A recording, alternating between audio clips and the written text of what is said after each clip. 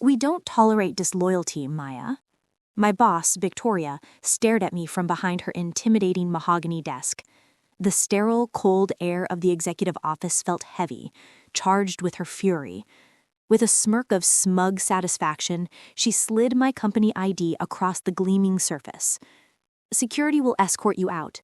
Your building access is revoked, effective immediately. She expected me to plead, to cry, to beg for my job back. But I just stood there, watching her, a strange, calm smile on my face. The only thing I felt was a profound sense of peace. I reached forward, picked up the plastic ID card, and placed it in my purse. "I understand," I said, my voice steady. "Thank you for the opportunity, Victoria." As I turned to walk away, a security guard already waiting for me at the door, my phone buzzed in my pocket. I pulled it out, pretending to glance at a new email. It was a message from Mr. Chen, the CEO of Omni Global, our company's largest and most valuable client. The message read, "Is it done? Are you free?" I looked back at Victoria, who was now watching me with a confused expression. She had no idea. I quickly typed a reply. Just one word. Yes. My name is Maya Jenkins. I'm 29 years old, and until this morning, I was the senior accounts manager for Sterling Media in New York City. For the past 5 years, I was the engine that drove this company's biggest successes. But to my boss, Victoria, I was just a disposable part. I joined Sterling Media straight out of university, full of ambition and ready to take on the world. I worked tirelessly, staying late and taking on the most difficult projects no one else wanted. The first 2 years were a blur of hard work, but it paid off. I was given a shot at the toughest client on our roster, Omni Global. They were a massive international tech firm run by a brilliant but notoriously demanding CEO, Mr. Chen. No one else wanted to touch that account. I saw it as my chance to prove myself. Building that relationship took everything I had. I quickly realized that to serve them properly, I couldn't just work from 9 to 5. Mr. Chen's team was based in Shanghai, which meant I worked through holidays and late into the night, scheduling calls that lined up with their time zone. I knew that effective communication was key, so in my spare time, I started teaching myself Mandarin. Slowly, our professional relationship deepened. I remember one crisis vividly. Our logistics team botched a major product launch, causing a huge delay in a shipment to Omni Global. It was a disaster, and it threatened to tank our entire relationship. With no time to waste, I booked a flight, got on a plane, and flew to Shanghai on a weekend. I spent the whole time on the ground, personally coordinating with their team and local suppliers, fixing the issue myself. Mr. Chen was so impressed that he not only kept our contract, but expanded it. He called my dedication uncommon. The Omni Global account wasn't just another client, it was the lifeblood of Sterling Media. It represented 40% of the company's annual revenue.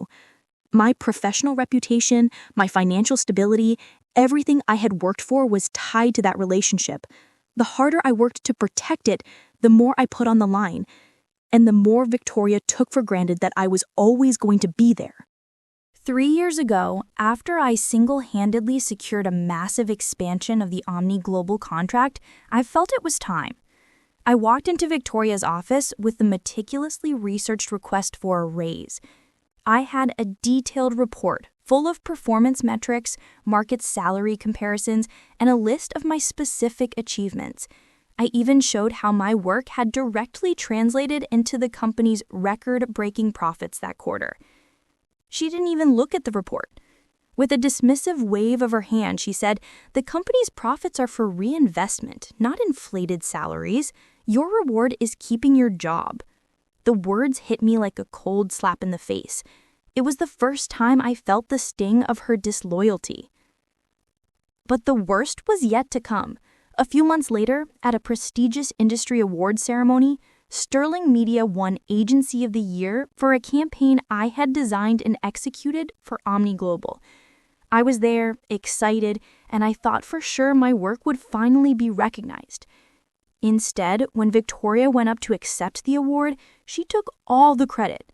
In her acceptance speech, she spoke about her visionary leadership and strategic planning, failing to even mention my name. I sat in the audience, watching my moment of triumph stolen from me. From across the room, I caught Mr. Chen's eye. He noticed everything. A few minutes later, my phone buzzed with a private message from him. It was short, but it stayed with me. A great leader shares the credit. Remember that. For 2 more years, the gaslighting continued. Every request for a raise or promotion was denied with the same tired excuses: tight budget, market uncertainty, company restructuring, all while the company posted record profits, largely thanks to the Omni Global account. Victoria started to micromanage me, belittling my ideas in meetings and trying to insert herself into my communications with Mr. Chen, who, to her frustration, consistently bypassed her to speak directly with me. I thought the worst part was the constant disrespect, the feeling that no matter what I did, I would never be enough. But then I discovered the truth. My friend Thomas, an IT specialist at the company, showed me a copy of an internal memo. It was a report Victoria had submitted to the board to justify her year-end bonus. She had taken all of my performance metrics, all the numbers from the Omni Global account, and claimed she was the master strategist behind its success. She wasn't just underpaying me, she was actively profiting from my hard work. My loyalty was her personal cash cow. Learning that Victoria had used my hard work to justify her own lavish bonus was the final crushing blow. For 5 years, I had held on to a misplaced sense of loyalty. I had believed in the company, in the promise that my dedication would eventually be rewarded. The discovery of that memo was like a bucket of ice water to the face.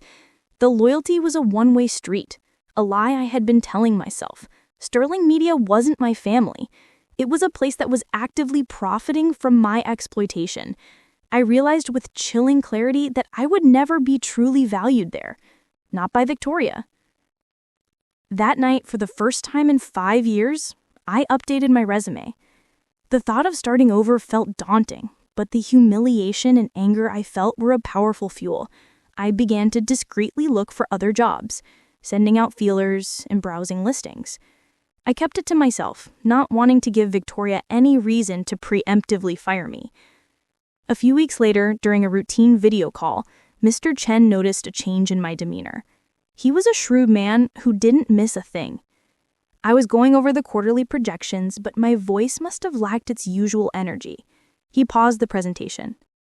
"Maya, are you happy at Sterling Media?" His question caught me completely off guard.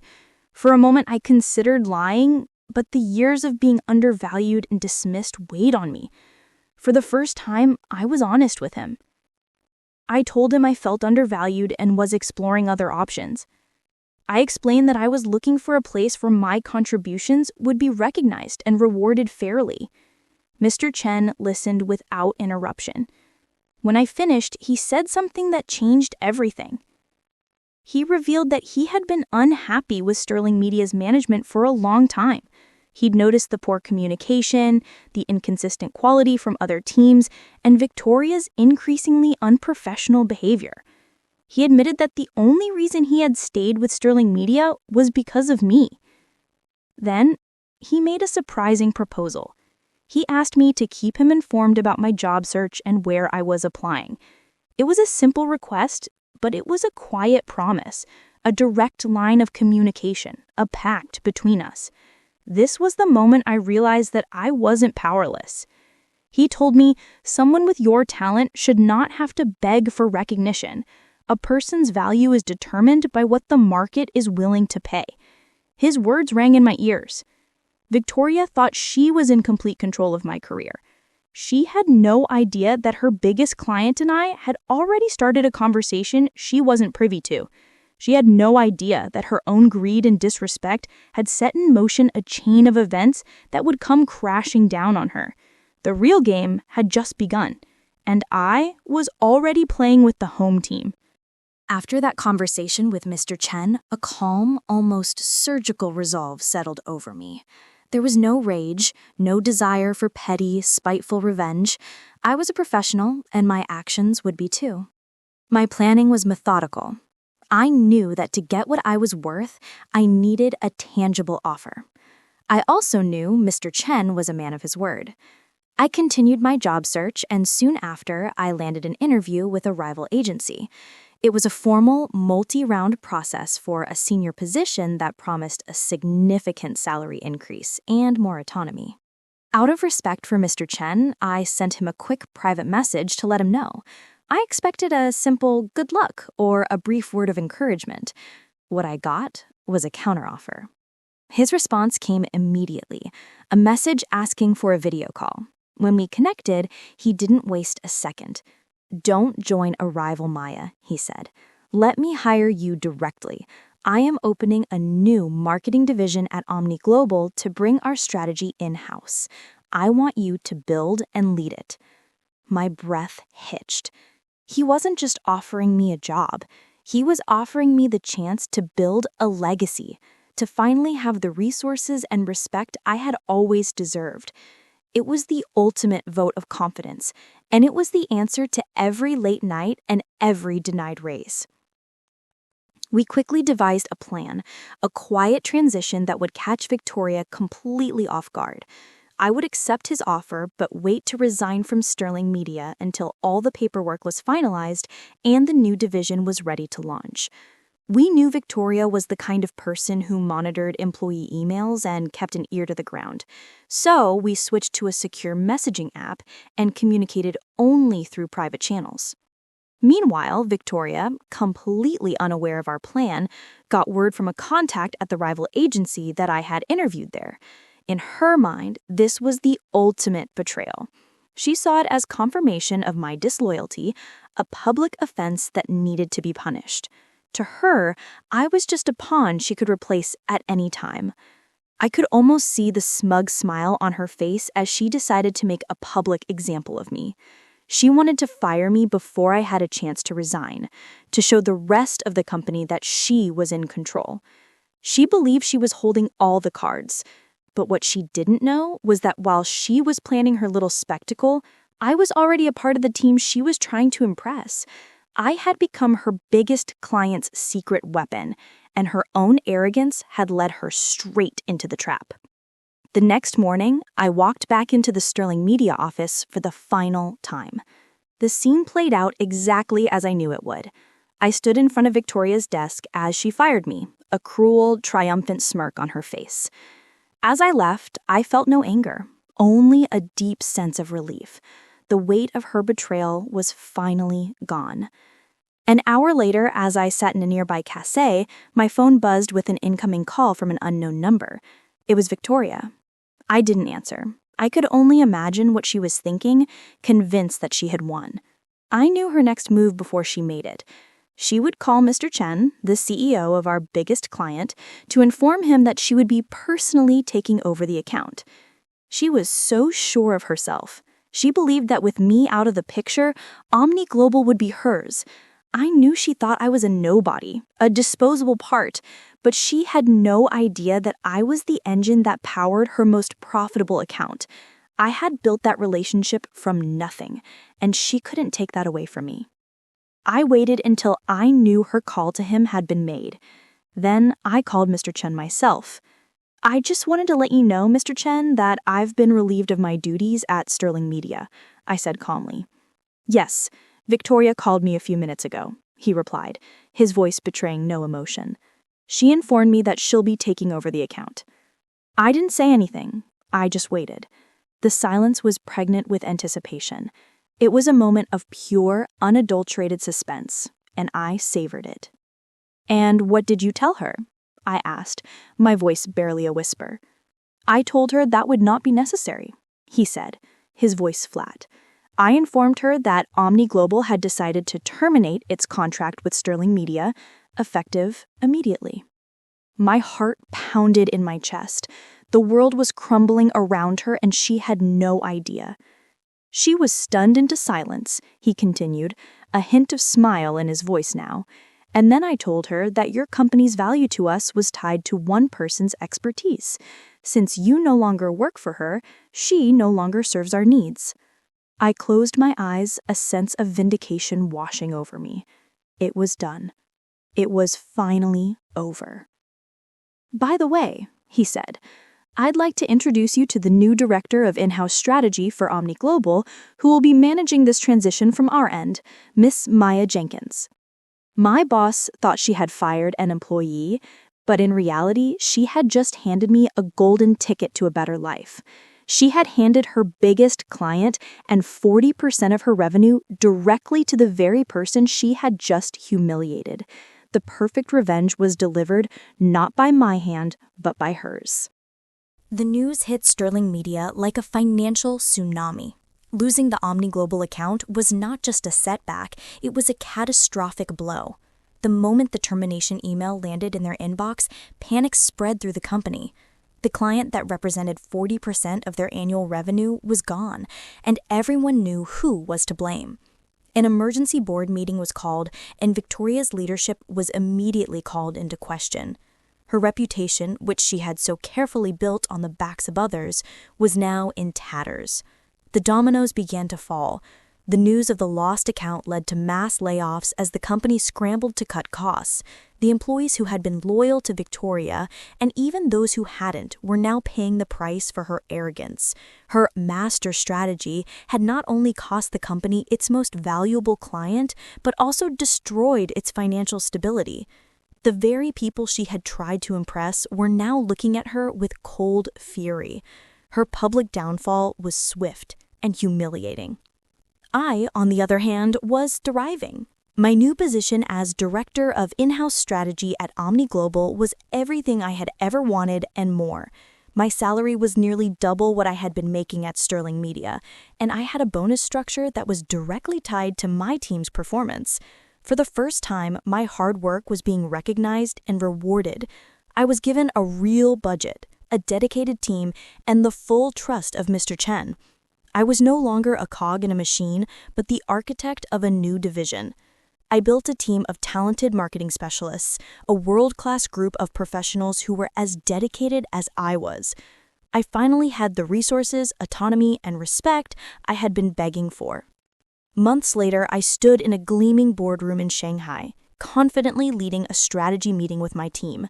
Mr. Chen was there, sitting beside me, listening intently to my presentation. The man who had been my biggest client was now my mentor, a partner in my success. I was no longer an undervalued employee working late to make up for a company's incompetence. I was a respected global executive. My journey had not been about destroying a company.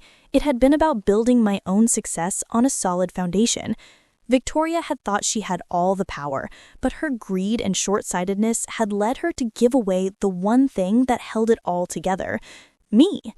I had not sought revenge, but through my resilience and professionalism, I had found something far more valuable: freedom, respect, and the success I had always deserved. A year has passed since I walked out of that office, but the memory of that day still serves as a constant reminder. Looking back, I never set out to destroy Sterling Media. I just wanted to be paid what I was worth, to have my loyalty and hard work recognized. I had no idea that my final act of leaving would become the very instrument of Victoria's downfall. The moment my boss fired me, she set in motion a chain of events she couldn't control. I didn't steal her client. I simply accepted a better offer from a relationship I had built and nurtured over 5 years. My victory was the natural consequence of a business valuing its relationships, while my old boss had failed to do so. I was often asked if this was a calculated revenge plot, but I ask you, was it? Or was it simply a matter of a professional choosing her own worth? Did I have a moral obligation to tell Victoria about Mr. Chen's offer before I was fired? Or did her years of disloyalty free me from that professional courtesy? Let me know your thoughts in the comments.